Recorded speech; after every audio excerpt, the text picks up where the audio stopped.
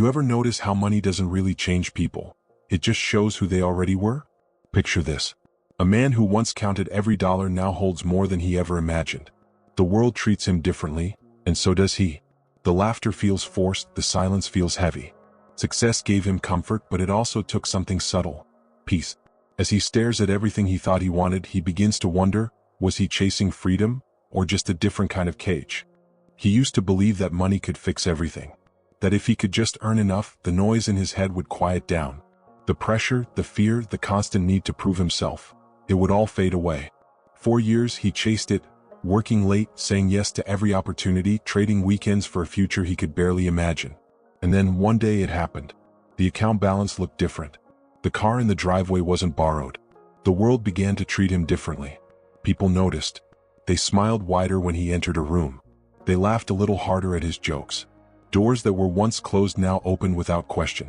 He told himself this was success. This was the life he wanted. Yet, somewhere between the compliments and the congratulatory messages, a strange silence began to grow inside him. It wasn't peace. It was distance. He realized that the more he gained, the less real everything felt. Conversations were lighter, less honest. The same friends who once shared late-night struggles now hesitated, measuring every word. And when he spoke, he noticed how carefully people listened, not out of care but calculation. He had become valuable, but not always as a person. The first time he truly felt it was at dinner. A group of old friends, laughter around the table, stories about the past. But something had changed. Every mention of his success carried a tone. Every compliment was half admiration, half envy. He smiled, played along, but deep down he missed the nights when they all sat in tiny apartments, sharing takeout and dreams that felt impossible. Back then there was connection. Now there was recognition, and it didn't feel the same. Money hadn't changed him overnight. It revealed the layers he never had to face before. The parts that craved validation. The fear of losing status. The quiet pride that came from being the one who made it. It also revealed the people around him. Some who truly cared, and others who only appeared when things were good. It was a mirror reflecting truths he had spent years avoiding. At first he tried to ignore it. He told himself this was normal. Success came with isolation. Everyone said so. But as the months passed, he found himself chasing the next milestone, not because he needed more, but because he didn't know what else to do. Every achievement gave a temporary rush, followed by an emptiness that grew harder to hide. He began to notice the small details that money couldn't touch. The morning light through his window that used to excite him now felt dull. The silence in his home echoed louder than before. And when he looked at his reflection, he saw someone who had achieved everything he wanted, yet looked tired. Not from work, but from pretending. It's strange how success can look so perfect from the outside. People assume it's freedom. But sometimes, it's just a prettier kind of prison. A life filled with comfort but lacking connection. A schedule full of meetings but empty of meaning. He had learned how to make money, but forgotten how to feel alive. One night, unable to sleep, he took a walk through the city. The streets were quiet, lights reflecting off the pavement. He passed by a small cafe, still open, filled with students and artists talking about their next ideas. Their energy felt familiar. The same hunger he once had. He stood outside for a moment, realizing he missed that version of himself. The one who worked hard not for status but for purpose. That walk changed him. Slowly he started shifting his focus. He began reaching out not to impress but to reconnect. He started saying no to things that only fed his ego and yes to things that gave him peace. It wasn't easy. The old habits pulled at him, the constant checking of numbers, the endless drive to outdo himself. But he kept returning to one simple truth. Money reveals who you are, and maybe, if you're honest enough, it can also help you rediscover who you want to be. He learned to see money for what it really was, a tool, not an identity. A means to freedom, not a substitute for meaning. It could amplify generosity, clarity, and peace, but only if used with awareness. Otherwise, it just magnified fear and pride. The mirror never lied. It only reflected what was already there. Now, when people ask him if money changed him, he smiles. It didn't change him. It showed him everything he needed to change. And in that realization, he finally found what he had been chasing all along, not wealth, but balance. The quiet kind of freedom that doesn't come from having more, but from needing less. The kind that feels like peace. She grew up believing that money was the answer to everything. As a child, she watched her parents argue about bills, watched them count coins at the kitchen table late into the night. The tension never left the room. It became a shadow that followed her into adulthood. So when she finally started earning, she promised herself that she would never feel that kind of fear again. Every paycheck felt like armor. Every new purchase, a small victory over the past. Years later, she looked around her apartment and realized she had everything she used to dream of. Designer furniture, new technology, expensive perfumes lined neatly on a vanity. But somewhere between the comfort and convenience, the emptiness began to hum beneath it all. Every luxury she bought gave her a burst of pride, then disappeared into silence. It wasn't joy. It was relief. The kind that fades fast and leaves you wanting more. She started to notice how the fear had changed shape. It wasn't about survival anymore. It was about belonging. She compared herself constantly, her clothes, her vacations, her achievements.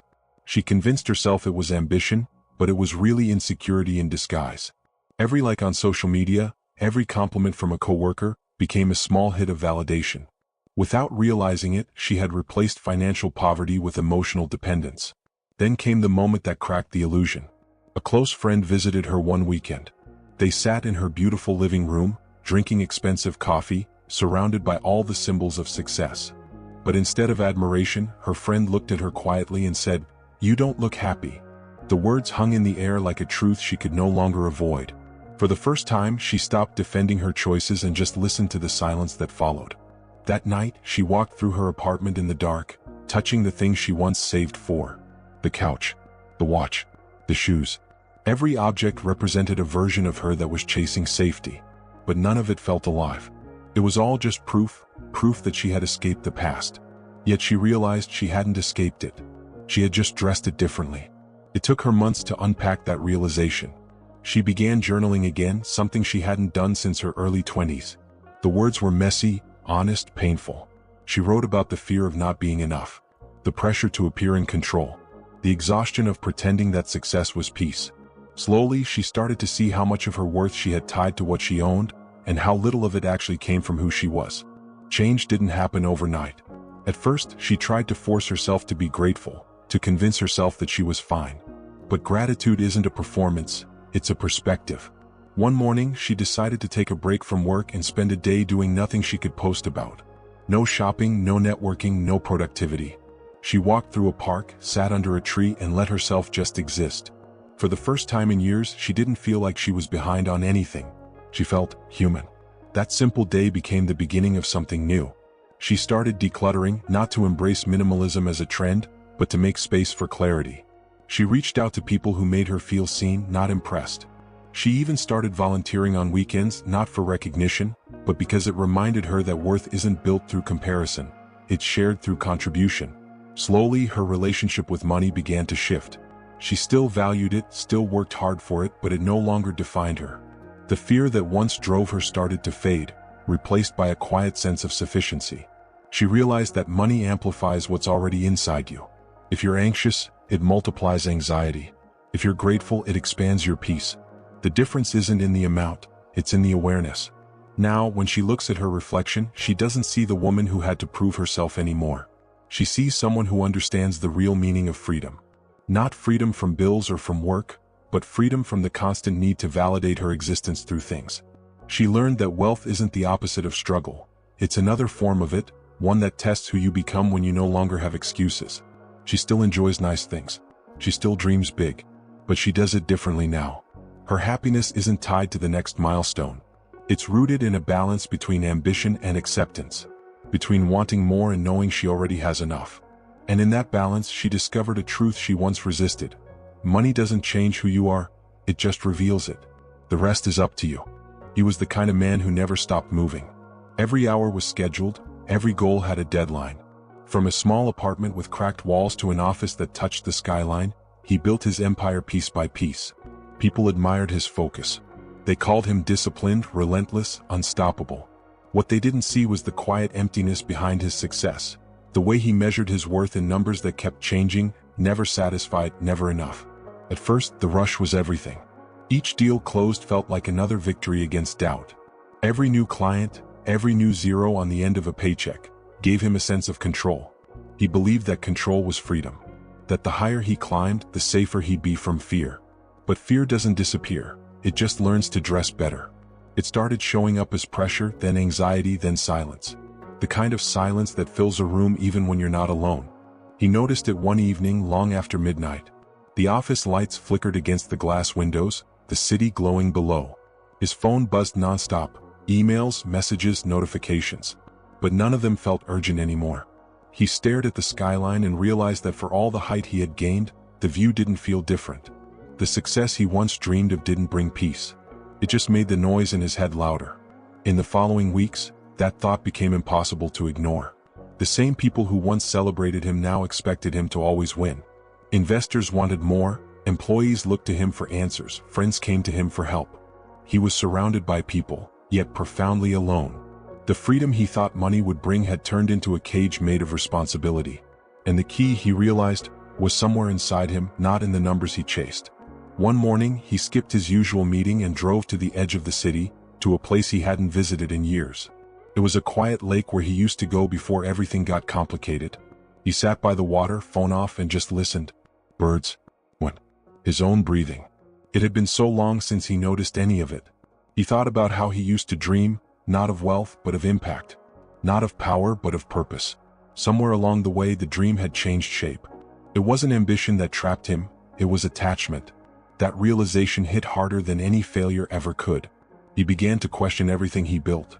Did he want an empire or just the feeling of control that came with it? Did he work to create value or to escape insecurity? The answers were uncomfortable but honest. Money hadn't corrupted him, it had amplified what was already there. His drive, his fear, his pride, and his longing to be free from them. He started making small changes. He delegated more, trusted his team, and stopped micromanaging every detail. It wasn't easy. Letting go felt like losing power at first. But over time it started to feel like breathing again. He began investing time instead of just capital. Time with people who mattered, time in silence, time in reflection. The funny thing is, when he stopped trying to control everything, the business actually grew stronger. The people around him felt it too. His calm became contagious. He also started to talk openly about what he learned. Not the kind of success talk filled with cliches, but real conversations about the cost of achievement. About how chasing external validation can make you forget what peace feels like. About how money doesn't create balance, it tests it. The more he shared, the more others opened up. He realized everyone in their own way was chasing the same thing, freedom that feels real, not just visible. Months later, someone asked him during a podcast interview what changed his mindset. He smiled and said, "I stopped trying to own everything and started owning myself." The host laughed, thinking it was a metaphor. But he meant it. Owning yourself means facing the parts you've avoided. It means recognizing when the drive for success becomes fear in disguise. It means remembering that peace isn't found in a balance sheet, it's found in balance itself. Now, when he looks at the skyline, it feels different. Not because it changed, but because he did. The city lights don't represent competition anymore, they represent choices. He knows that money can buy comfort, but it can't buy contentment. That only comes from alignment. The kind of alignment that happens when who you are matches what you do. He still works hard, still builds, still dreams. But now he understands that success isn't about how high you climb, it's about how deeply you live while climbing. Wealth revealed that truth to him in the only way it could, by giving him everything he wanted, then showing him what actually mattered. And in that realization he found something priceless, peace without a price tag. She built everything herself. No shortcuts, no inheritance, no safety net. Every piece of her success was earned through persistence and long nights that blurred into mornings. People saw the results, her brand, her reputation, her lifestyle, but not the sacrifices that shaped them. She was proud of it all. Yet somewhere along the way, the drive that once fueled her began to drain her. What used to feel like passion started to feel like pressure. The very thing that gave her freedom now held her hostage. At first, she ignored the signs. She told herself that exhaustion was part of success, that rest was for people who hadn't earned it yet. But the truth had a way of revealing itself. Her relationships grew distant. Her laughter sounded rehearsed. Even her victories felt hollow. She had spent years trying to prove something, to the world, to her past, to herself. But when she finally reached the peak, she realized she couldn't remember what she was trying to prove in the first place. It happened during an interview. The host asked, "What drives you?" For the first time, she didn't know how to answer. Her usual response, talking about ambition, legacy, discipline, sounded empty in her head. She smiled through it, gave a polished reply, but inside, a quiet question echoed. If this isn't happiness, then what is? That question followed her everywhere. During meetings, during quiet nights at home, during flights between cities. It was always there, whispering. One morning, after another restless night, she stood at her window and watched the city wake up. The sky shifted from gray to gold.